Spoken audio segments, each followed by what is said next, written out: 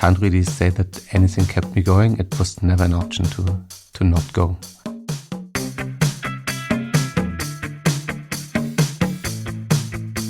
Welcome to the Swisspreneur Show, a podcast about startup stories and learnings from experienced entrepreneurs. Here's your host, Sylvan.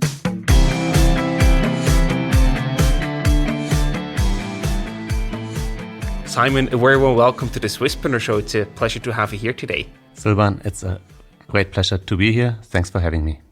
You're the co-founder and CTO at Neon, a transaction account for everyday finances, and probably one of the hottest Swiss startups at the moment. And before we talk about your success story, I want to talk about your personal background. You got your PhD in physics in 2010, and afterwards you went on to work for the management consulting firm Strategy And. And I just wonder, how do you actually end up in management consulting with a physics degree?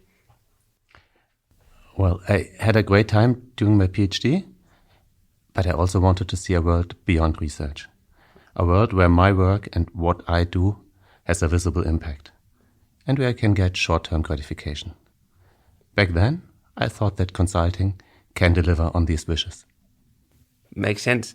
And in that regard, was like entrepreneurship ever a career option for you? Because that would also allow you to see the world and do many different things, right? Yes, absolutely.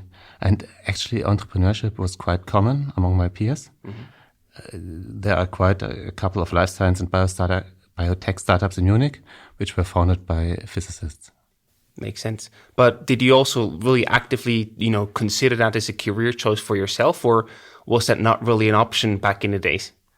Back then, I really felt that this is it in terms of doing research. I really wanted sort of do some very practical stuff, very hands-on, immediate impact. And even starting a biotech startup means putting in a lot of effort now for an uncertain payback in the distant future. Yeah. So the strategy consulting was the better option for you at that time. That was my point of view back then. Makes sense. So it was also at Strategy And that you then met Jörg Sandrock, one of your co-founders. Can you talk a bit more about how you actually met and how that happened? So when applying at a strategy consultancy, you have a couple of very hard interviews, which are quite selective. Yeah. And then once you made the pick, then the consultancy tries really hard to sell you on the job, to pick them. And this job was Jörg's for Booz & Company. So he really sold me on strategy consulting. Fantastic. So he was able to convince you to join them. And then later down the road, at a certain point, you realized, hey, you actually make a good co-founding team. So was there any specific moment when you actually realized, hey, we would actually be a great team to start a company together? Mm-hmm. So we had worked together on a couple of banking projects. And we knew that we share the same view on the world, and we share a similar set of values. We also knew about each other that we could and would put in the amount of work needed to pull Neon off. Does this mean that we agree all the time on everything? Nah, absolutely not. Yeah, that makes sense. I think that there's a saying that comes to mind very often. We heard that on the Tim Ferriss podcast, and it says, you need to have shared values, but complementary skill sets. So in that regard, you just talked about the shared values. Where do you see the complementary skill sets? You with the physics degree and the technical background, and Jörg more the business guy, or the guy who can sell and build a big vision, or how did you split the work? We are actually 4 co-founders. Yes. So that's Jörg, Julius, back then Michael, and myself. Mm-hmm. And so we share very complementary skill sets in the sense that Jörg did work for a bank before, for Deutsche, and there he worked for the venture arm. So he brought in a lot of the skills needed for investor relationship management, but also to really understand banking from a business perspective. Mm-hmm. Julius worked as CEO and CMO of big travel companies.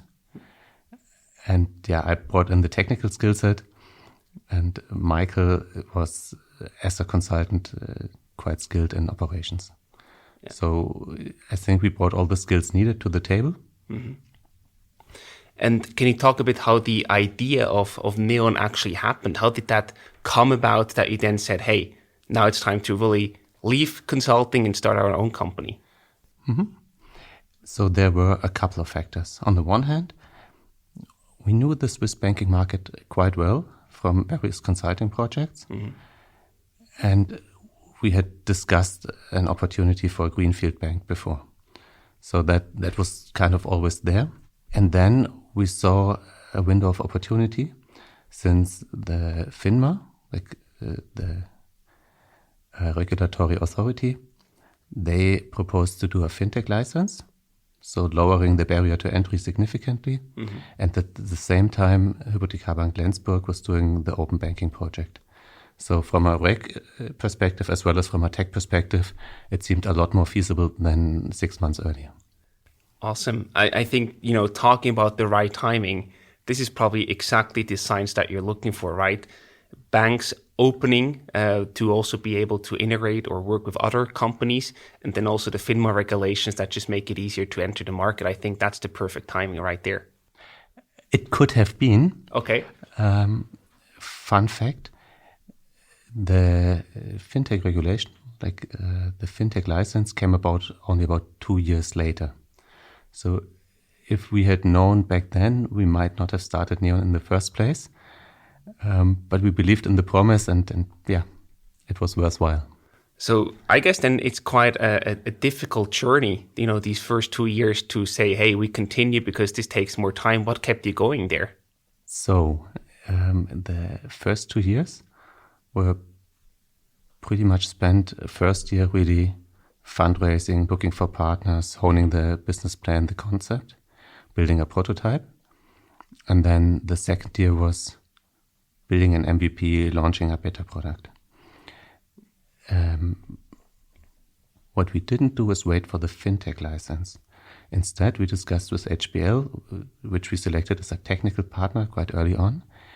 And temporarily, they offered us to use their license, doing banking as a service, if you will. And that worked out so well that we're still doing it. So then you said, we don't need a banking license ourselves. We just have a good partner and can actually do it through them. Exactly. Yeah. Fantastic. And, if you really reflect back on your decision to start a company, you were basically making a good career in strategy consulting. And at a certain point in time, you had to make a decision to say, hey, I take the leap, I leave my probably well-paying job and start my own company with a lot of risk and uncertainty, something that wasn't too appealing for you back in the days when you finished your studies. So how do you make that decision? Is that something that came easy to you, or was it really also a struggle to say, okay, I'll leave my well-paying corporate job and I now start my own company? So back then, we had done 2 or 3 projects which were not so fulfilling. As in, you create a concept, but then the client doesn't really get it. The concept is never being built. So I was a bit frustrated, and I decided to take a sabbatical. So in the fourth quarter of 2016, I went surfing in Indonesia. And there and then, I had a couple of phone calls with Jörg, and then he visited me for 3 weeks, and we jointly wrote the business plan.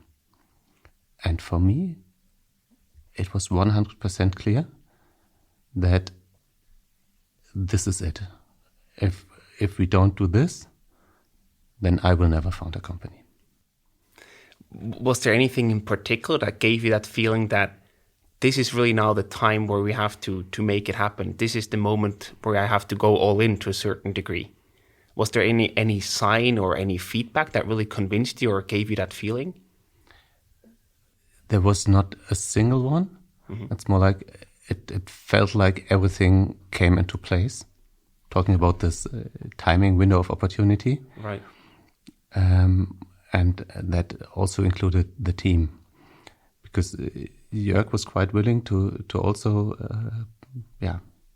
leave his well-paying strategy consulting career. And we had more or less reached out a little bit to Michael as well. So there was the opportunity, there was the timing, there's the team.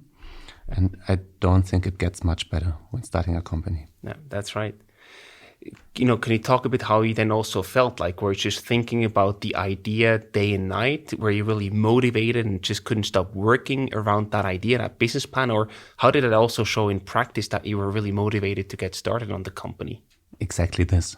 So there was a lot of intrinsic motivation to do this, to work on this. And it was really lots of ideas, not a lot of fixed points.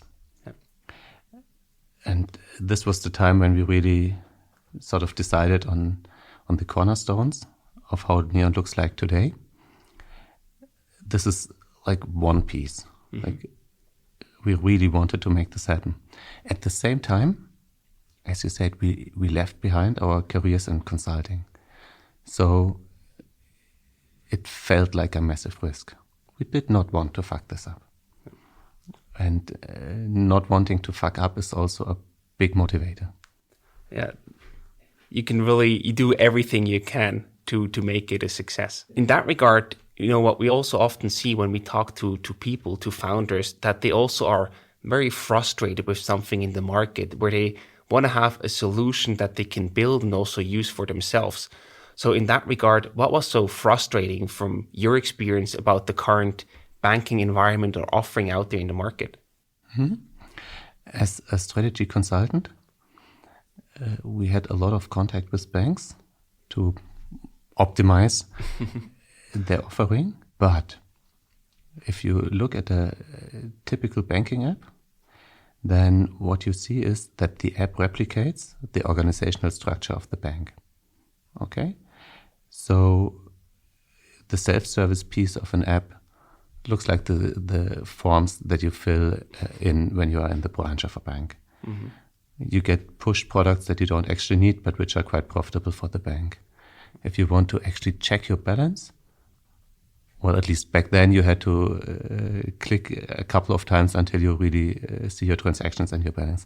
So it's not optimized for the client and for their needs and wants, but optimized for the or for the service offering of the bank. Got it. And what do you do differently in that regard? Like, what's your USP or your access to it where you say, this is really the niche and the better offering that we actually create here? So we set out to build the best banking experience for Swiss retail clients. This means that everything we build has the client front and center. And since we do this with a very small team, we can offer our product truly for free for the clients. And even when you get the most basic standard Neon free account, you get the full functionality and you get the lowest fees in Switzerland. And in that regard, offering that for free, that can also be a real challenge, right? I mean, you also have bills to pay and salaries to pay, basically. So I just wonder, how do you solve this business model or revenue stream challenge? How do you actually make money? So the magic ingredient here is that we are a very small and nimble company. We have about 20 employees. And just for comparison, Credit Suisse has 50K employees. So this allows us to live off a much slimmer margin than our competitors. Specifically, how do we earn money? Our revenues come from card interchange, from some premium plans such as Neon Green, and then also from finder's fees when clients buy partner products via the Neon app. Got it. And which one of these three revenue streams is your largest or most important one these days? Card interchange, clearly. Yeah. But obviously we're trying to increase the other revenue streams as well. Got it. And on a different note, Switzerland is quite a small country, but you already managed to acquire more than 70,000 users and clients, basically. So I just wonder, how do you actually do that? Because that by itself can also be a big challenge for B2C companies in Switzerland, especially. So how did you win clients in the early days? How did you make that happen? Since Switzerland is a small market, we were the first independent banking challenger. And that means we did receive a lot of press attention. Yeah. In particular, there was a very detailed television spot in Kassensturz explaining how much clients actually pay for the bank account when including the hidden fees. And this has given us a massive boost in early 2020. The other magic ingredient is that we did a couple of campaigns with Coca and Daydeal, which paid off quite nicely. Cool. In what regard did they pay off nicely? Did they have just such a good offering that people just signed up like crazy, or what was the offering there? Exactly this. Okay. We had a deal with Coca last year in December, and we got about 10K new clients based on this. Wow. Yeah, that's pretty massive. Talking about challenges, you mentioned at the beginning you were 4 co-founders in total, but then along the way you sort of lost one co-founder. Michael left the company. That by itself is a really big challenge for any startup out there, right? If one co-founder leaves the company. So how did you handle and manage that with your other co-founders, with your team and as a company as a whole? Mm-hmm. So this was not a surprise. Michael took a step back from the management of Neon already 15 months before actually leaving. Okay. So we did have a lot of time to find a strong replacement for Michael, Patrick. So we parted ways very amicably, and we had a lot of time to jointly work on a smooth transition. Got it. And still, that's a very big challenge. Do you have any recommendation for startups that might face a similar challenge? Because I could imagine that can really also decide about whether you make it or you break the company. Absolutely. So creating a startup together is intense. It's emotional. There are discussions, and it's all part of the game. The important piece, I believe, is to always remember that in the end, all the founders and co-founders, we want the same. We want the company to succeed. And with this in mind, it's a lot easier to always stay on good terms. And So from my perspective, the most dangerous thing is to follow your emotions and start fighting amongst each other. Yeah, you don't do any good that way. Before we continue with the show, we would like to introduce you to our new partner, Newco. Newco helps founders navigate the paperwork that starting a company involves. From the first consultation all the way to the commercial register, Newco has helped more than 900 entrepreneurs start their company, and they do so at highly competitive prices. To find out more, visit newco.ch/Swisspreneur. Again, that's newco.ch/Swisspreneur. And now, on with the show. In that regard, what we also often hear is that you work with a vesting or something like that. If somebody leaves the company early, they don't get all of the shares, but probably a part. Is that also something that you would recommend? 100%, yeah. Because for tax reasons, you need to get all the shares when founding. Right. It doesn't mean that you deserve to get all the shares at this point in time. And vesting is a very fair way to distribute this over a period of time. At Neon, it was 4 years. To make sure that somebody who wants to leave early actually can leave early. And then you have rules in place to make sure that you don't have to fight about shares.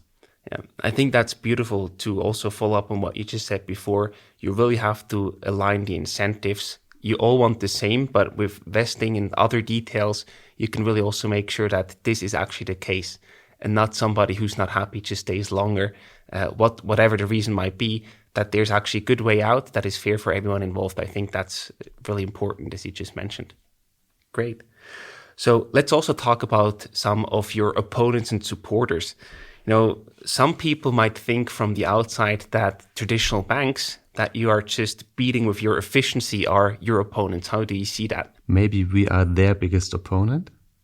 In the end, it's not about being opponents. It's about offering something to the customer that is really valuable for them. And the best offering gets the biggest share of the market. still, Credit Suisse entered the market about 8 months ago, with their Credit Suisse X offering. And their slogan was Schluss mit Apps, die Bank spielen. And that was clearly targeted at Neon. Our marketing team responded with welcome to our playground, which I found quite nice. Frankly, since they entered the market, we have grown a lot faster. So to me, it seems that Credit Suisse has boosted category awareness by a lot. And at the same time, I believe their offering is a lot better for clients than their old offering was. Okay. So it's good for the clients, and it was also good for us. And that's really interesting, because that's something that you can often see, right? If bigger players enter the market, they also educate the market and sort of open doors to potential new clients. And then you, as a probably smaller or younger company, then can benefit from that. So in that regard also, how do you still differentiate compared to their offering that is also now, better for the clients? Are you still better, like 10 times better with your offering? Or where do you also compare in that regard with the newly launched offering? So I think there are some hard measurements like pricing and feature set. And there we are significantly better in both regards. And then there is more soft factors like customer service and user experience. I'm extremely convinced that we beat them by a lot in both disciplines, but it's a lot harder to prove. Right, that makes sense. So overall, you would say you're happy that Credit Suisse entered the market because at the end, you can reap the benefits? In a way, yes. Fantastic. And there are also other neobanks like Revolut or TransferWise from abroad. In what way do they also interfere with your market dominance here in Switzerland, or do you see them as competitors, or how do you perceive them? I perceive them more as travel cards or credit cards. They do offer a nice product, in particular Revolut. They were the first to the market with an FX fee-free product. Mm-hmm. And they have a huge client base in Switzerland. And for us, it's still catch up. I believe our product is, from a purely financial point of view, a lot better because we are a little bit cheaper. But most of all, we are a Swiss banking product. So with Neon, you do get a Swiss IBAN, you get e-bills, you get twinned, you can pay your ESR and QR bills and so on. All of this you don't get with Revolut. Yeah. If you're looking for a cheap travel card, then we are more or less on the same level. Got it. Yeah, I think the clear embedment in the Swiss market, that's really a USP from your perspective, 100%. Let's also talk about your supporters. So you mentioned the Hypothekarbank Lenzburg, basically your early supporter. Was it difficult to win them over as partner or supporter in the first place? So HBL has worked before with fintechs such as Sonect. So we knew that they could be a huge boost for us. Mm-hmm. André from Hypothekarbank agreed to talk to us and come to our office on 10th of April 2017. Now, we had an office from April 1st, so a week earlier. In this week, we frantically renovated the office, we bought furniture, we printed leaflets, we put posters on the wall to look like a proper established company.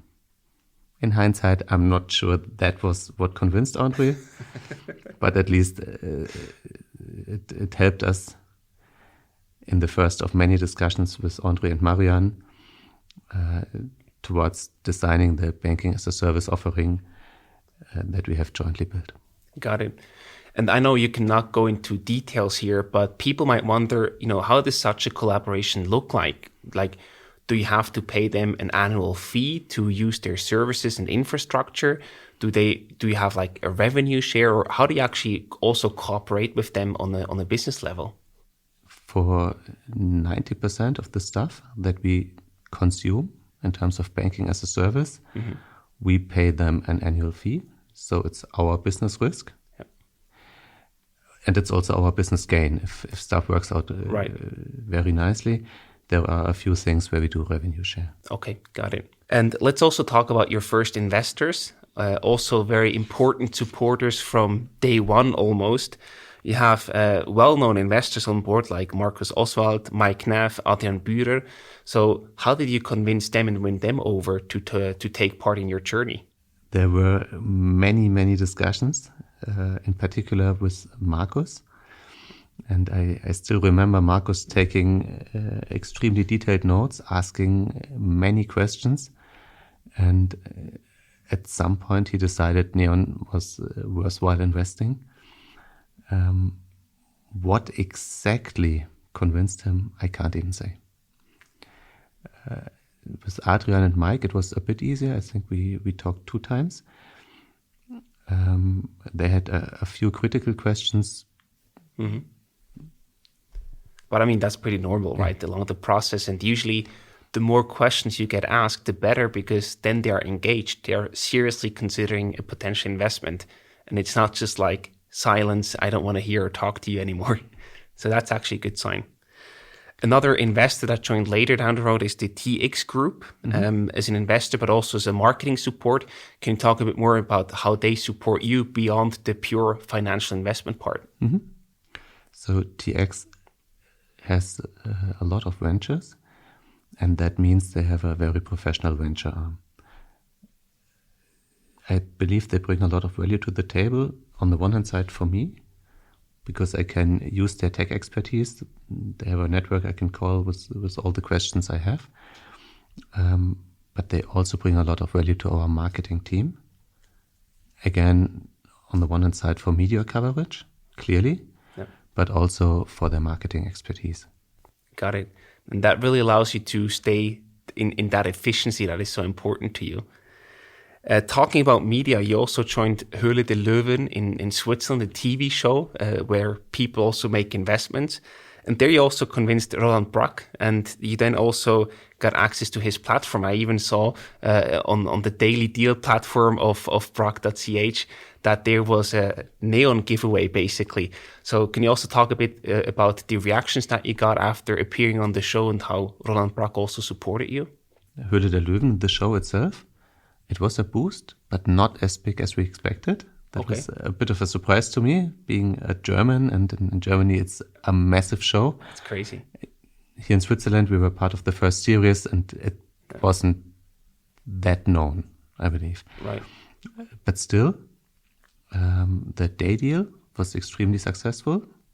So being able to use Roland Brack's platform was quite helpful. Yeah. And then also, frankly, we could really use the cash from Höhle der Löwen. Fair point. Yeah. You know, talking about the TV exposure not living up to the expectations, what do you actually get out of such a TV appearance? Do you get just more clicks on your website, or do you actually also generate more clients and signups? Or what can people expect if they consider themselves joining such a TV format? Mm-hmm. So we got clicks, but as I said, it was not a massive surge. Mm-hmm. And in particular, it was not a massive wave of signups because of the TV show. But then the day deal was on the day after, and that generated a lot of signups. Okay. Now, is this a combined effect?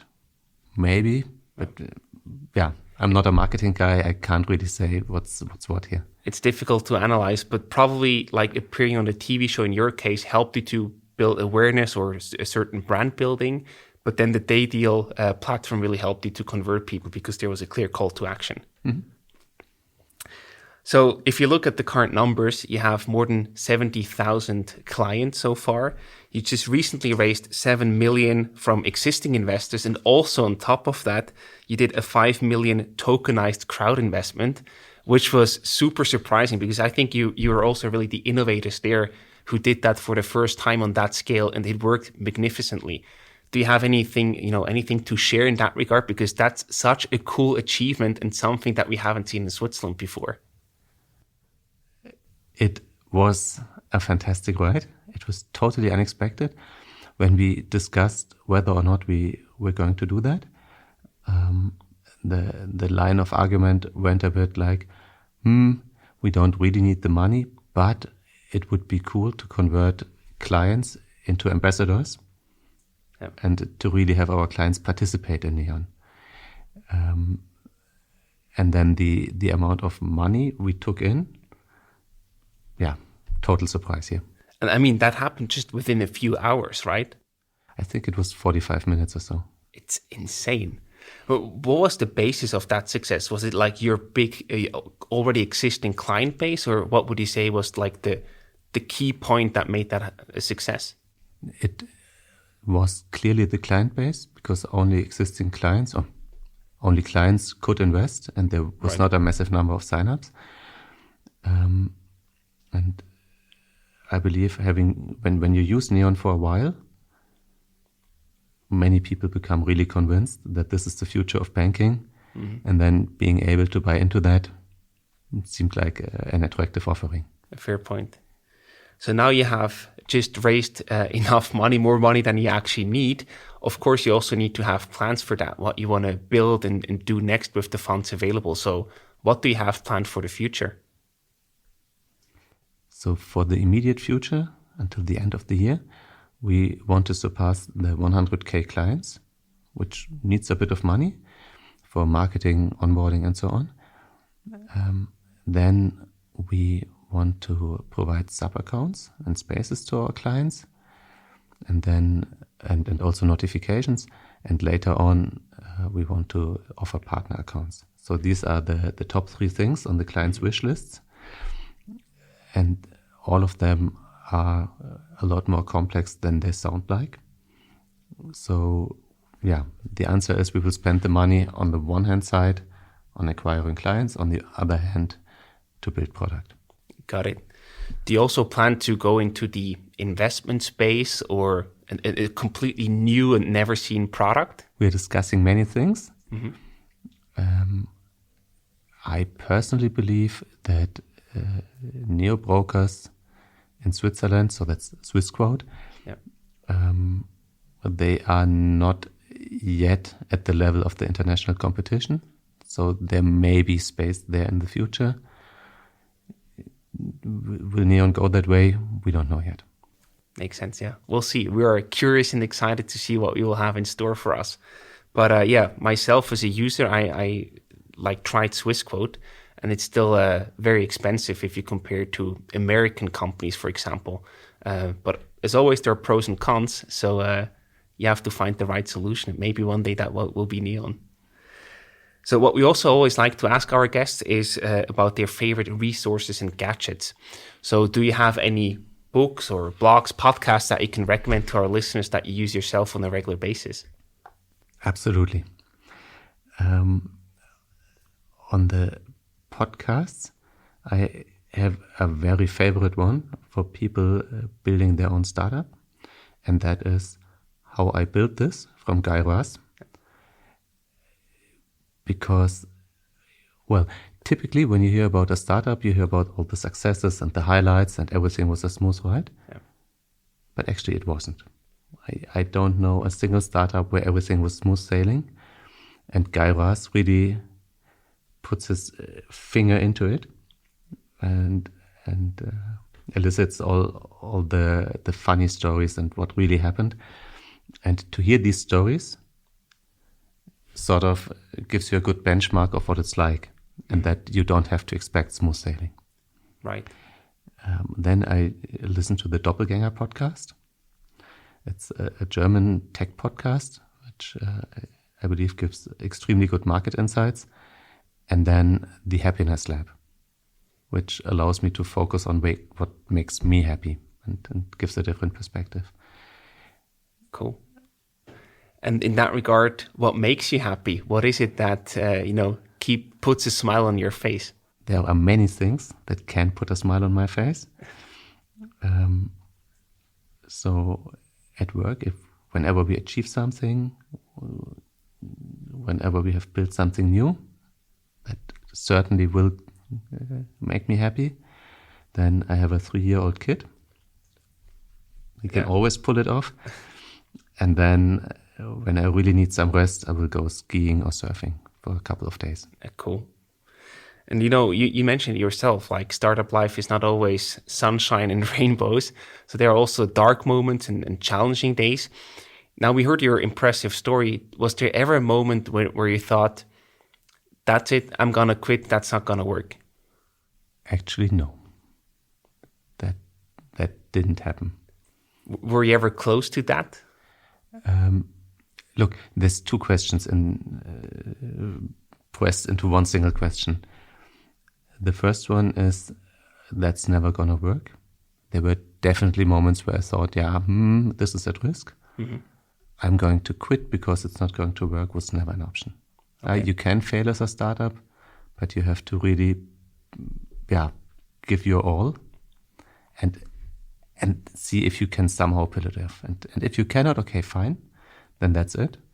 But quitting before really using all the options is not an option. No.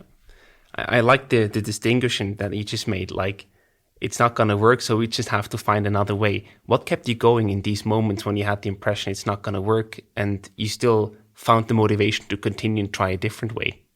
Was it the pressure that you mentioned in the beginning with, hey, we left our well-paying corporate jobs, so we really have to make this work? Or what kept you going in these moments? We set out to build this company. And once you take that decision, you better give everything to really build this company. So I can't really say that anything kept me going. It was never an option to not go. Basically your own ambition in that way. Fair point. So to wrap up today's session, we have some rapid fire questions for you. I give you either a short question or a selection, and you have to explain your choice or answer in one sentence. Are you ready? First one, how many hours of sleep did you get last night? About 6 hours, but typically it's more 7 or 8 hours. Okay, cool. Germany or Switzerland? Right now, Switzerland is the top dog, at least in the soccer championship. Fair point. Where do you go to relax and recover? I will go surfing in the Atlantic in a couple of days. Oh, nice. Beautiful. Another one for you, growth or profitability? Growth. That's an easy choice. At least for the stage that you're in right now. Cash or card? Neon Apple Pay. Love that one. And the last one, what's your favorite investment? So I am a very boring old school value investor, and I totally don't like to gamble. So for me, that's real estate and Amazon. Nice. Simon, thank you so much for stopping by and for sharing your impressive journey. We wish you and the whole Neon team all the best and lots of success on the road to the 100K users. Thank you so much. I thank you very much, Stefan. Thanks for having me. This episode was brought to you by Swisspreneurs' main partner, Clara Business, the digital all-in-one solution for small businesses. Managing internal processes manually and on paper wastes an incredible amount of time. That's why Clara digitizes everything, allowing you to focus on what really matters, your core business. Go to clara.ch to find out how your business administration can be simpler, faster, and more efficient. Again, that's clara.ch.